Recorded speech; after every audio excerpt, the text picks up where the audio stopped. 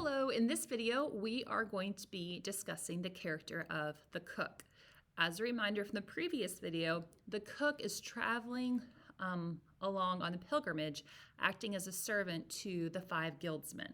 So he is part of that group. Okay, the six of them knew each other before they arrived at the Tabard Inn, and then once they arrived at the Tabard Inn, they joined that larger group of pilgrims that then set off for Canterbury.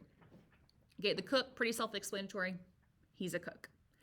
I'd also like to preface this by saying that, as always, these are my interpretations and based off of what I learned from my professors and what I have read in books about what's going on with these pilgrims. So if your teacher has a different explanation for these characters, then that is what you should follow for your class.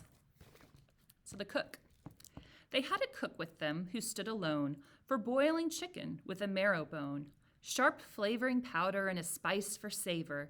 He could distinguish London ale by flavor, and he could roast and seethe and broil and fry, make good thick soup and bake a tasty pie. But what a pity, so it seemed to me, that he should have an ulcer on his knee. As for blamage, he made it with the best. Okay, so this cook, he seems like he's pretty good at his job, right? He's talking about all these delicious meals he can make. We don't get much about his personality. That comes later on in the tales, which we're not going to see in my class personally.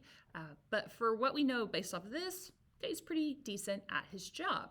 It only gives us a little bit of a physical description of him. It tells us after it finishes, describing the foods that he makes, but what a pity, so it seemed to me, that he should have an ulcer on his knee, right? So he has this ulcer on his knee. It's probably not very attractive to look at, probably kind of gross looking, thinking about the hygiene back then. So this is the only physical description that we get of him. Notice, though, what comes right after this, how this stanza ends. As for blamage, he made it with the best. If you look up blamage, it's this gelatin-looking dessert. It's kind of this cream, beige-colored gelatin dessert. Okay, great, that's great. Now let's think about the order of things. Why is Chaucer ending his description of the cook by talking about the blamage that he makes? Okay, why is the blamage separate from the rest of the food pairings that he lists? Okay, well, look at the line above that. What a pity, so it seemed to me, that he should have an ulcer on his knee. Okay, what comes out of ulcers sometimes? Okay, pus. What color can pus be? Same as what the blamage dessert is. Okay. So here is Chaucer trying to tell us, hey, this is the cook's ingredient, special little ingredient that he puts in his blamage? Maybe. Okay. I certainly wouldn't discount it because I do think there's a reason for this ordering, because otherwise why wouldn't the blamage be up with the rest of the food listings? Okay.